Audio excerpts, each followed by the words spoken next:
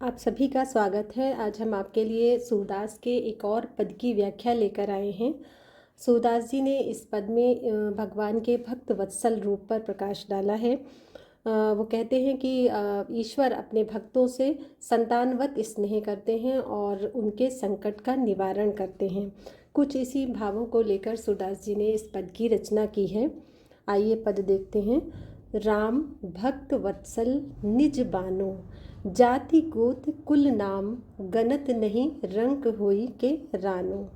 देखिए, इन पंक्तियों में सूरदास जी कह रहे हैं कि राम भक्त वत्सल निज बानो, यानी भगवान का जो बाना है, बाना मतलब स्वरूप, उनका जो स्वरूप है, उनका जो रूप है वो भक्त वत्सलता का है।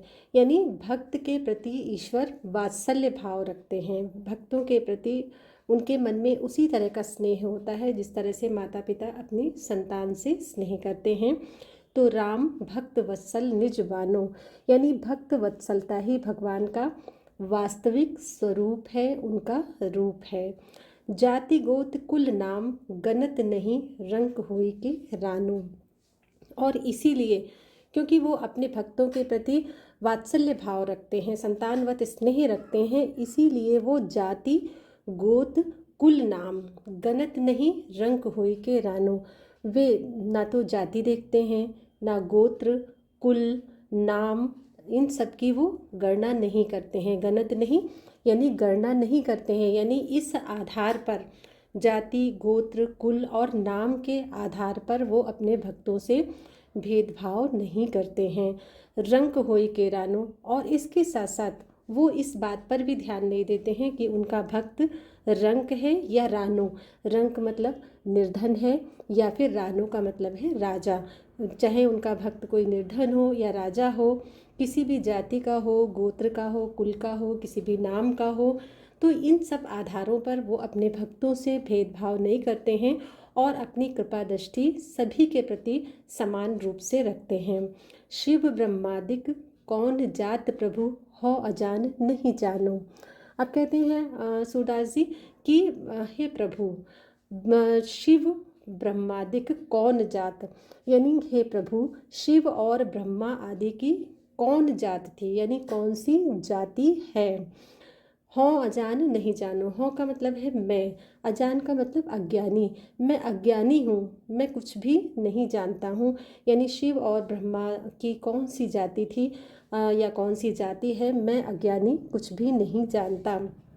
हमता जहाँ तहाँ प्रचु नाही, सो हमता क्यों माने। अब वो कहते हैं कि जहाँ पर हमता होती है, हमता से अभिप्राय है अहंकार, जहाँ पर अहंकार की भावना होती है वहाँ पर प्रचुनाही, यानी वहाँ प्रभु का सानिध्य प्राप्त नहीं होता है।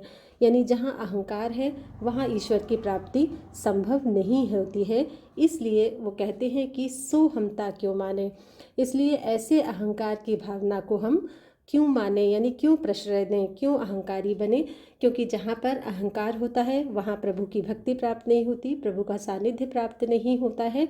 इसलिए है हम अपने मन में अहंकार की भावना क्यों लाएं, क्यों हम अहंकारी बने। प्रकट खम्भते दये दिखाई, यद्यपि कुल को दानो। अब कहते हैं कि प्रकट खम्भते दये दिखाई, यानी जो प्रहलाद था, तो प्रहलाद दैत्य कुल में जन्म लिया था, उन्होंने दैत्य वंश में उत्पन्न हुए थे। लेकिन उनकी रक्षा करने के लिए भगवान, जब उन्होंने ईश्वर को पुकारा और उनकी रक्षा करने के लिए ईश्वर ने उनके पुकार को सुन करके ईश्वर प्रकट खम्भते दये दिखाई, वो खम्भ से प्रकट हो गए, यानी स्तंभ से या खम्भे से वो प्रकट हो गए। यानी अपने भक्त की रक्षा करने के लिए भक्त प्रहलाद, जो कि दैत्य वंश में उत्पन्न हुआ था, लेकिन ईश्वर के प्रति उनके मन में इतनी आस्था और भक्ति थी कि जब उन्होंने ईश्वर को पुकारा तो ईश्वर उनकी रक्षा के लिए खम्भे से प्रकट हो गए। और यद्यपि कुल को दानो, यद्यपि वो क्या थे, कुल को दानो, यानी तुच्छ वंश में उत्पन्न हुए थे। दानो का मतलब दानव, यानी राक्षस, दैत्य। यद्यपि जो भक्त प्रहलाद थे वो दैत्य वंश में उत्पन्न हुए थे, राक्षस कुल में उत्पन्न हुए थे, लेकिन फिर भी उनकी भक्ति से प्रभावित होकर भगवान उनकी रक्षा के लिए खम्भे से प्रकट हो गए। रघुकुल राघव कृष्ण सदा ही, गोकुल कीन्हो थानो।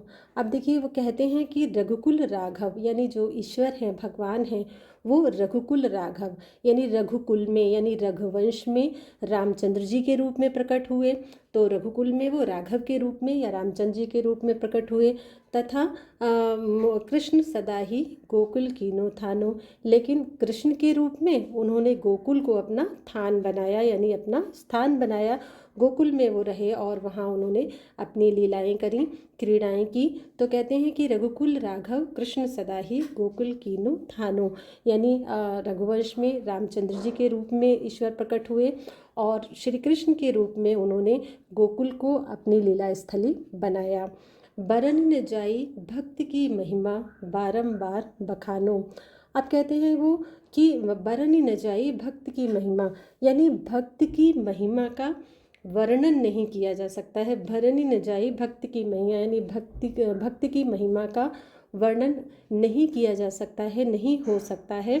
बारंबार बखानो, फिर भी वो कहते हैं कि मैं बार बार उसका बखान कर रहा हूँ। ध्रुव रजपूत विदुर दासी सुत कौन कौन अरगानो। अब कहते हैं कि भक्त जो होते हैं वो अपनी भक्ति से ईश्वर का मन जीत लेते हैं, उनकी कृपा प्राप्त कर लेते हैं। और जैसा कि उन्होंने ऊपर कहा कि भक्ति जो उनका सच्चा भक्त होता है वो उसकी जाति गोत्र कुल या उसका राजा या रंक होना वो नहीं देखते हैं। तो इसीलिए सूरदास जी कह रहे थे कि बरन न जाई भक्त की महिमा बारंबार बखानो, यानी भक्त की महिमा आसानी से वर्णन नहीं की जा सकती है और इसीलिए वो कह रहे हैं कि बार बार मैं उसका बखान कर रहा हूँ। अब इसी को आगे कहते हैं कि ध्रुव रजपूत विदुर दासी सुत कौन कौन अरगानो। कहते हैं कि जो ध्रुव थे वो तो राजपूत यानी राजा के पुत्र थे, ध्रुव राजपुत्र थे, किंतु विदुर जो थे वो दासी सुत यानी दासी के पुत्र थे। एक ओर तो ध्रुव राजा के पुत्र थे, दूसरी ओर विदुर दासी के पुत्र थे। तो कौन कौन अरगानो, अब वो कहते हैं कि किस किस का भेद मैं बताऊं, यानी किस किस के भेद का बखान करूं या विवरण दूं। अरगानो यानी मैं किस किस का भेद बताऊं, यानी एक तरफ उन्होंने ध्रुव पर अपनी कृपा की, दूसरी तरफ दासी पुत्र विदुर पर भी उन्होंने कृपा की। तो ईश्वर किसी भी तरीके का भेदभाव नहीं रखते हैं अपने भक्तों पर कृपा करने में। जुग जुग विरध यह चली आयो भक्तिन हाथ बिकानो। क्योंकि भगवान का जो विरध है, विरध का मतलब उनका जो यश है वो क्या है कि जुग जुग विरध यही चले आयो, यानी युगों से भगवान का ये विरध का मतलब है कि ये उनका सुयश या उनकी प्रसिद्धि इसी बात के लिए रही है, युगों युगों से ईश्वर की प्रसिद्धि इसी बात के लिए रही है कि भक्तिन हाथ बिकानो, कि वो अपने भक्तों के हाथ बिक जाते हैं, बिक चुके हैं, यानी वो अपने भक्तों के लिए कुछ भी करने के लिए तैयार हो जाते हैं। और यही कीर्ति यही सुयश उनका युगों युगों से प्रसिद्ध हुआ चला आ रहा है कि ईश्वर अपने भक्तों के हाथ बिक जाते हैं, उनकी भक्ति के वशीभूत हो जाते हैं। राजसूय में चरण पखारे श्याम लिए कर पानो। अब वो कहते हैं कि उदाहरण देते हुए कह रहे हैं कि राजस्यु यानी महाराज युधिष्ठिर ने जब राजस्यु यज्ञ किया था तो भगवान श्री कृष्ण ने अपने हाथ में जल लेकर के क्या किया, उन्होंने चरण पखारे, यानी उन्होंने जल लेकर के जो राजा लोग आए थे उनके उन्होंने चरण पखारे, यानी उनके चरण उन्होंने धोए थे। तो कृष्ण ने अपनी महत्ता का विचार ना करके जो है वो राजाओं के चरण धोए, उनका आतिथ्य किया, अतिथि सत्कार किया उनका, और उनके चरणों को अपने हाथों से प्रक्षालित किया। रसना एक अनेक श्याम गुण कह लगी करो बखानो। अब सूरदास जी कहते हैं कि रसना एक, यानी रसना का मतलब है जिह्वा, जीभ। तो कहते हैं कि रसना एक है, यानी जिह्वा तो एक है, एक ही मुख है, एक ही जीभ है, लेकिन अनेक श्याम गुण, लेकिन तो श्याम के जो गुण हैं वो अनेक हैं। तो कह लगी करो बखानो, तो कैसे और कहाँ तक उनका बखान करूं, क्योंकि एक ही मुख है, एक ही जिह्वा है, और श्याम के जो गुण हैं, ईश्वर के जो गुण हैं वो अनंत हैं, तो उनका कहाँ तक मैं बखान करूं। सूरदास प्रभु की महिमा अति साखी वेद पुराणों। अब कहते हैं सूरदास जी कि सूरदास के प्रभु की महिमा असीम है, यानी ईश्वर की महिमा असीम है, अनंत है, अपरंपार है, और साखी वेद पुराणों और तथा वेद और पुराण इसके साखी हैं, यानी साक्षी हैं, समर्थक हैं। यानी वेद पुराणों ने भी ईश्वर की महिमा को अनंत बताया है। ईश्वर की महिमा अनंत है, असीम है, और वेद पुराण स्वयं इसका समर्थन करते हैं।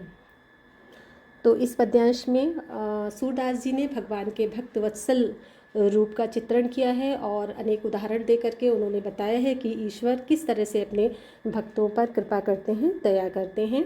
पद गेय है और भाषा ब्रज है। आप सभी का बहुत बहुत धन्यवाद।